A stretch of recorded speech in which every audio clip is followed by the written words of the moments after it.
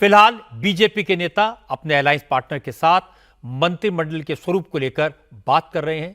चर्चाओं का दौर जारी है।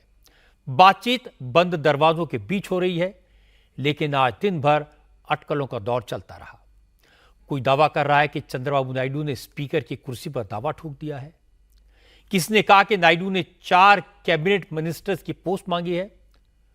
कोई तो मंत्रालय भी बता रहा है।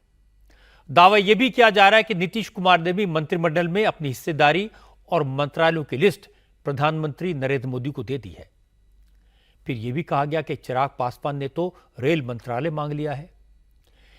एंटी मोदी मोर्चे के नेता भी पूरी शिद्दत से बुझी हुई राख में चिंगारी खोजने की कोशिश कर रहे हैं।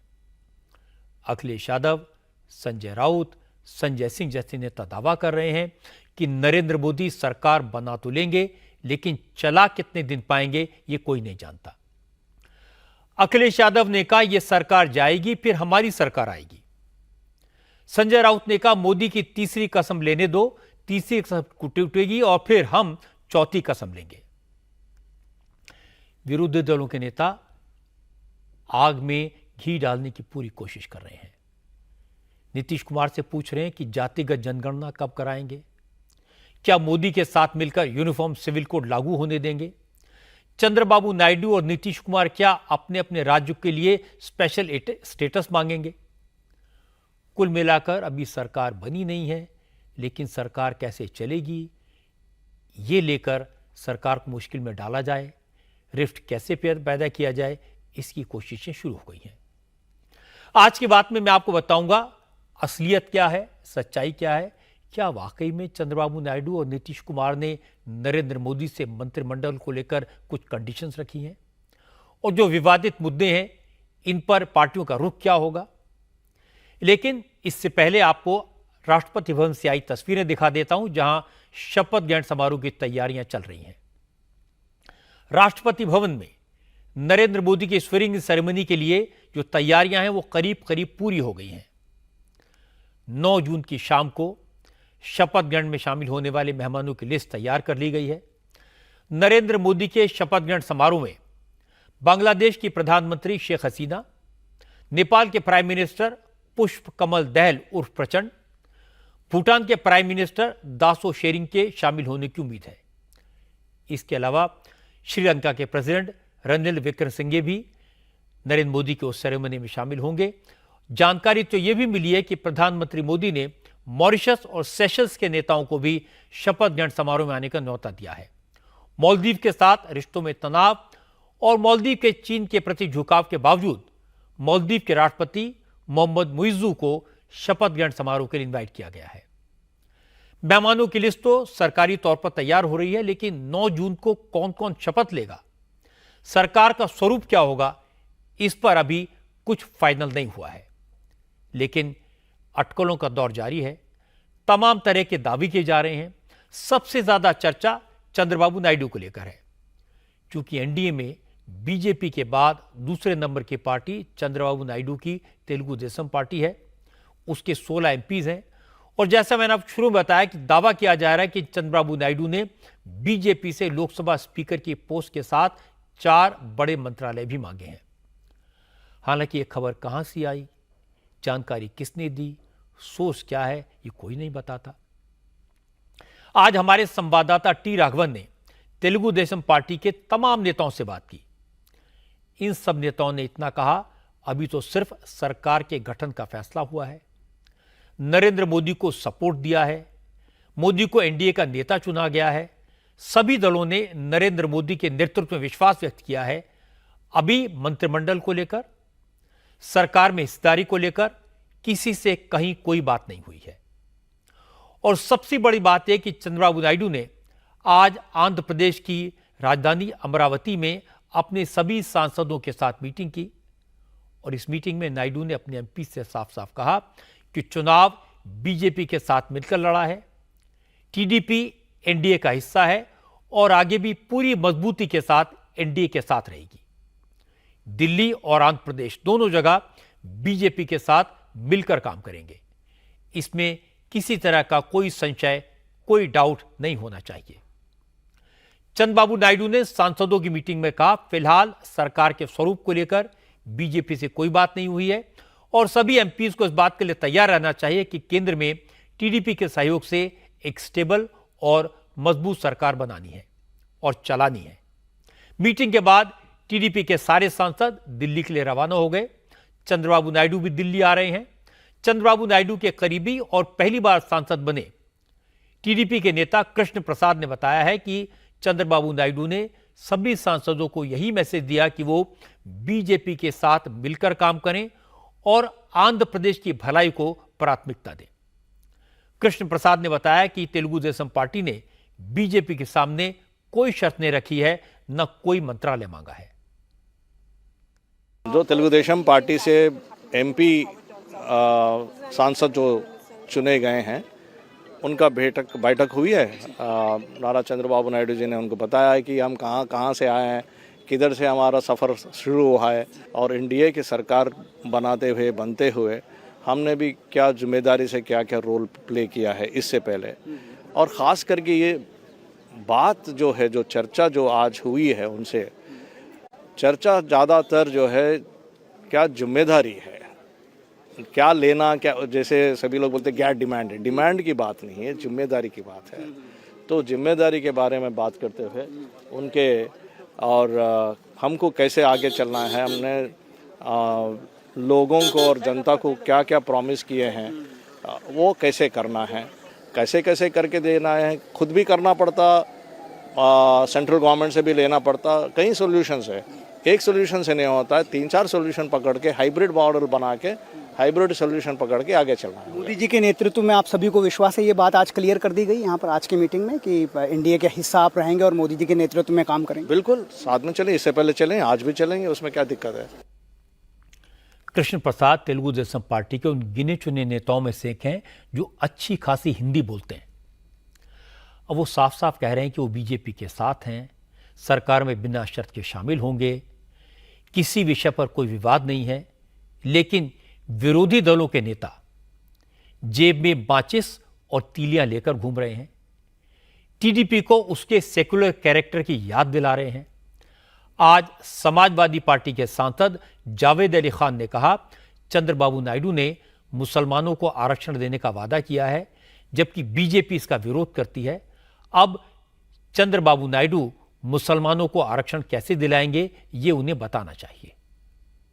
जो सामंजस्य बिठाएंगे वो जाने।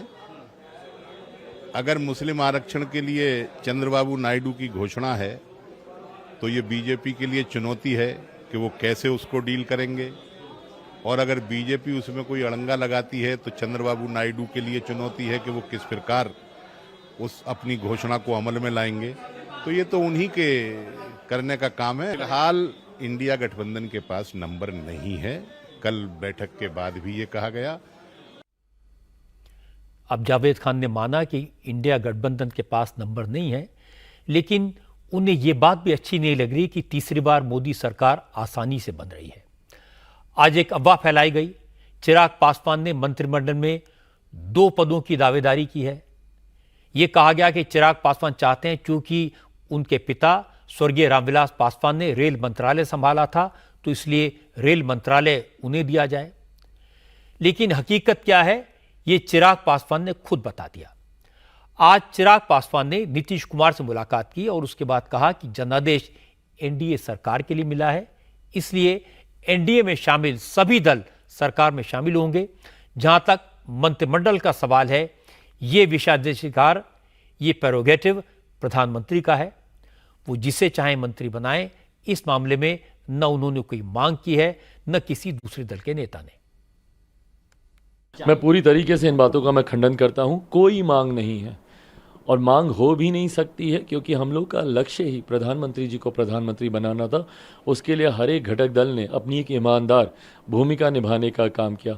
ये विशेषाधिकार पूर्णतः मेरे प्रधानमंत्री जी के पास ही है कि वो अपने मंत्रिमंडल में किसको जगह देते हैं नहीं देते हैं। ऐसे में किसी घटक दल की कोई मांग नहीं है। विपक्ष के नेताओं ने आग लगाने की कोशिश की। एनडीए के साथी दलों ने, चिराग पासवान ने, टीडीपी ने उस आग पर पानी डाल दिया। दूसरी तरफ बीजेपी के नेता एनडीए के सहयोगियों के साथ सरकार के गठन से पहले हर इशू पर फाइनल बात करने में व्यस्त हैं। आज शाम पार्टी के नेताओं से दिन भर बात करने के बाद जेपी नड्डा और अमित शाह ने प्रधानमंत्री नरेंद्र मोदी को फीडबैक दिया। आज सुबह से ही जेपी नड्डा के घर पर पार्टी के सीनियर नेताओं की बैठकें चल रही थी। इस मीटिंग में अमित शाह, राजनाथ सिंह, बीजेपी के संगठन महासचिव बीएल संतोष, बीजेपी के महासचिव विनोद तावड़े और तरुण चुग शामिल थे। मोदी सरकार के कई मंत्री भी बारी बारी से इस मीटिंग में शामिल हुए। पहले मनसुख मांडविया और पीयूष गोयल पहुंचे। इसके बाद रेल और संचार मंत्री अश्विनी वैष्णव भी इस मीटिंग में शामिल हुए। बाद में पूर्व संसदीय कार्य मंत्री प्रहलाद जोशी भी जेपी नड्डा के घर हुई इस मीटिंग में हिस्सा बने। पता यह लगा कि जेपी नड्डा, अमित शाह और राजनाथ सिंह ने नई सरकार के गठन को लेकर पहले अपनी पार्टी के नेताओं की राय लेना शुरू किया है। इसके आधार पर ही सहयोगी दलों से बात की जाएगी। क्योंकि वक्त कम है, कल एनडीए के सभी सांसदों की मीटिंग होनी है, फिर रविवार को 9 जून को शपथ ग्रहण समारोह है। कुल 60 घंटे का वक्त है। बीजेपी के नवनिर्वाचित सांसदों की मीटिंग कल होनी है। कल बीजेपी ने अपने सभी मुख्यमंत्रियों और डिप्टी चीफ मिनिस्टर्स को भी दिल्ली बुलाया है। इस मीटिंग में हिस्सा लेने के लिए योगी आदित्यनाथ, हिमंता बिस्वा शर्मा, भूपेंद्र पटेल, पुष्कर धामी, नायब सिंह सैनी, भजनलाल शर्मा, मोहन यादव, देवेंद्र फडणवीस, विजय सिन्हा, सम्राट चौधरी, केशव प्रसाद और ब्रिजेश पाठक समेत कई नेता दिल्ली पहुंच चुके हैं। हर लेवल पर विचार विमर्श चल रहा है। जो लोग इस प्रक्रिया में शामिल हैं उनकी तरफ से तो कोई बयान नहीं आया, फिर भी मंत्रिमंडल को लेकर अटकलों का दौर जारी रहा। लेकिन अंदर की बात क्या है? क्या बीजेपी के सहयोगी दलों के नेताओं से मंत्रिमंडल को लेकर कोई चर्चा हुई? ये सारी जानकारी हमारे संवाददाता देवेंद्र पारशर के पास है। देवेंद्र, दर्शकों को मैंने बताया कि टीडीपी के नेता क्या कह रहे हैं, चिराग पासवान क्या कह रहे हैं, और दोनों कह रहे थे कि मंत्रिमंडल को लेकर न कोई बात हुई, न कोई चर्चा हुई। लेकिन फिर भी कहा जा रहा है कि चंद्रबाबू नायडू ने एक लिस्ट दी है जिसमें लिखा उन्हें कौन कौन से मंत्रालय चाहिए। तो आपके पास क्या इंफॉर्मेशन है? और अजय जी, इस संबंध में 2-3 चीज़ें बहुत महत्वपूर्ण है। सबसे पहली बात तो ये है कि जो गठबंधन की सरकार को लेकर जो आशंकाएं जाहिर की जा रही है, उसमें प्रधानमंत्री नरेंद्र मोदी खुद क्या सोचते हैं, ये जानना वाकई दर्शकों के लिए बहुत दिलचस्प रहेगा। कल जब मंत्रिपरिषद की बैठक हुई थी तो हमारे सोर्सेज का ये कहना है कि मंत्रिपरिषद की बैठक में प्रधानमंत्री नरेंद्र मोदी ने इस नैरेटिव को भी एड्रेस किया। पीएम मोदी ने उसमें कहा यह जा रहा है कि गठबंधन की सरकार चलाने का मुझे अनुभव नहीं है, मतलब ऐसी गठबंधन की सरकार जो कि बहुमत के लिए सहयोगी दलों पर निर्भर हो, इसका अनुभव नहीं है। बोले कि ये सही बात है कि गुजरात में भी जब हमने सरकार चलाई बीजेपी की अपने दम पर सरकार थी, केंद्र में भी जब हमने सरकार बनाई तो बहुमत का आंकड़ा हमारे पास अपने दम पर था। ये अलग बात है कि तब भी हम अपने सहयोगियों को मंत्रिमंडल में हमने शामिल रखा। लेकिन मैं इसे एक चुनौती के तौर पर लेता हूं और मैं इसे भी एक अवसर मानता हूं और मैं ये दिखा दूंगा कि गठबंधन की सरकार भी कैसे चलाई जाती है। अब समझा जा सकता है कि प्रधानमंत्री नरेंद्र मोदी जब इस प्रकार का विश्वास अपने मंत्रिपरिषद की बैठक में दे रहे हैं तो गठबंधन की सरकार को लेकर उनके आगे की पूरी रूपरेखा उनके दिमाग में रही होगी और उन्हें पता है कि किस तरीके से आगे जाना है। दूसरी चीज़, टीडीपी की बात कर लें तो टीडीपी के तरफ से जब चंद्रबाबू नायडू दिल्ली आए थे तो किसी भी डिमांड को लेकर कोई बातचीत नहीं हुई है। एक अंडरस्टैंडिंग इस प्रकार की है कि आंध्र प्रदेश में जो सरकार होगी, मुख्यमंत्री उसके लिए जिम्मेदार होंगे, वो अपने हिसाब से चीज़ें तय करेंगे। दिल्ली की जो सरकार होगी वो प्रधानमंत्री नरेंद्र मोदी के हिसाब से होगी। और टीडीपी की तरफ से न संख्या को लेकर कोई शर्त है, ना पोर्टफोलियो को लेकर, ना ही स्पीकर के पद को लेकर। वो महज कोरी कयासबाजी, अटकलबाजी और मनगढ़ंत चीज़ें हैं। संख्या को लेकर भी कोई दबाव टीडीपी की तरफ से नहीं है। ऐसा माना जा रहा है कि एक कैबिनेट और 2 एमओएस मिल सकता है, 2 या 3 एमओएस, और टीडीपी को इस पर कोई एतराज़ नहीं होगा। टीडीपी की अब अपेक्षा जो है केंद्र सरकार से वो ये ज़रूर रहेगी कि जो स्पेशल पैकेज उनको मिलना था, जब आंध्र प्रदेश और तेलंगाना दोनों बाइफरकेट हुए थे तो उस समय तकरीबन ये धनराशि 60,000 करोड़ रुपए के आसपास लगभग रही होगी। अब वो 1,20,000 करोड़ के आसपास हो गई है। तो वो धनराशि उन्हें दी जाए ताकि आंध्र प्रदेश का डेवलपमेंट किया जा सके। अमरावती प्रोजेक्ट जैसे जो कि ड्रीम प्रोजेक्ट रहा है चंद्रबाबू नायडू का, उस पर काम किया जा सके। और इसके बारे में भी चंद्रबाबू नायडू को इस बात का बखूबी एहसास है कि एक बार में ये धनराशि नहीं दी जा सकती, वो अलग अलग मौके पे दी जाएगी और इस बाबत ही उनकी चर्चा हुई है। स्पेशल स्टेटस को लेकर चाहे जो भी कहानियां कही जाए, उन्हें मालूम है चंद्रबाबू नायडू को कि नीति आयोग इस बारे में क्या फैसला कर चुका है। अब वो संभव नहीं तो ये भी कोई शर्त नहीं है। तो टीडीपी के लिहाज से इस सरकार गठन को लेकर न संख्या को लेकर शर्त है, न कोई पोर्टफोलियो को लेकर शर्त है, न ही स्पीकर या किसी कन्वेनर जैसे पद को लेकर शर्त है। प्रधानमंत्री नरेंद्र मोदी जो तय करेंगे टीडीपी को वो स्वीकार्य होगा। रजत जी, देवेंद्र, आपने बिल्कुल ठीक कहा, क्योंकि चंद्रबाबू नायडू को भी बड़े संघर्ष के बाद एक बार फिर कुर्सी पर बैठने का मौका मिला है। बीच में उन्हें जेल भी जाना पड़ा, तरह तरह की लड़ाई उन्होंने लड़ी और एक ब्रूट मेजॉरिटी लेकर के उन्होंने सरकार बनाई है। तो मुझे लगता है उनकी पहली प्राथमिकता तो यही होगी कि आंध्र प्रदेश में सरकार अच्छे से चलाई जाए, केंद्र सरकार से जितना लाभ वो ले सकते हैं, जितना पैसा ले सकते हैं, जितनी सपोर्ट ले सकते हैं वो लें और अपनी सरकार को वो स्टेबल मजबूत करें, लोगों को खुश करें। ये पहली प्रायोरिटी उनकी होगी। तो बहुत बहुत शुक्रिया आपका देवेंद्र पाराशर, लगातार आपसे बात करते रहेंगे। मुझे आज 2014 में चुनाव के बाद हुई एनडीए के सांसदों की पहली मीटिंग में कही गई नरेंद्र मोदी की बात याद आई। सेंट्रल हॉल में उस मीटिंग में मोदी ने कहा था कि अब मंत्रिमंडल को लेकर चर्चा शुरू होगी, दावे किए जाएंगे, ये मंत्री बन रहा है, वो मंत्री बन रहा है, लेकिन ऐसी किसी अफवाह के चक्कर में मत पड़ना। अगर कोई कहे आपको मंत्री बनवा सकता है तो भरोसा मत करना। अगर कोई फोन आए कि प्रधानमंत्री कार्यालय से बोल रहा हूं आपको मंत्री बनाया जा रहा है तो भी यकीन मत करना। एक बार प्रधानमंत्री कार्यालय फोन करके पूछ लेना, क्योंकि फैसला मुझे करना है और किसी को नहीं। इसके बाद इस तरह की अटकलबाजियां बंद हो गई। सत्ता के गलियारों में घूमने वाले एजेंट्स की दुकानें बंद हो गई। 10 साल तक ऐसी ही हालत रही, लेकिन अब वक्त बदला है, परिस्थितियां बदली हैं। बीजेपी को पूर्ण बहुमत नहीं मिला, गठबंधन की सरकार बन रही है, इसलिए फिर उसी दौर जैसी बातें शुरू हो गई जब अलायंस की सरकारें हुआ करती थी। लेकिन एक फर्क है, लोग ये भूल रहे हैं कि सिर्फ नंबर बदले हैं, हालात बदले हैं, लेकिन नरेंद्र मोदी नहीं बदले। नरेंद्र मोदी की आदत नहीं बदली, न तेवर बदले। वो समझौता नहीं करते, प्रेशर में नहीं आते। और यह सही है कि नरेंद्र मोदी की सरकार चंद्रबाबू नायडू और नीतीश कुमार के सपोर्ट पर टिकी होगी, इसलिए उनका ख्याल रखना होगा। लेकिन मेरी जानकारी है कि चंद्रबाबू नायडू ने किसी तरह की कोई शर्त नहीं रखी है। बाबू ने मोदी से सिर्फ इतना कहा कि आप देश की सरकार जैसे चला रहे थे वैसे ही चलाएं, बिना शर्त आपको पूरा सपोर्ट मिलेगा।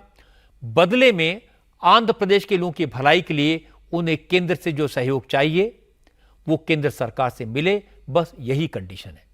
इसके अलावा किसी पोस्ट को लेकर, मंत्रियों की संख्या को लेकर या मंत्रालयों को लेकर न नीतीश कुमार के साथ कोई बात हुई, न चंद्रबाबू नायडू के साथ, और न इन दोनों ने अपनी तरफ से कोई डिमांड रखी।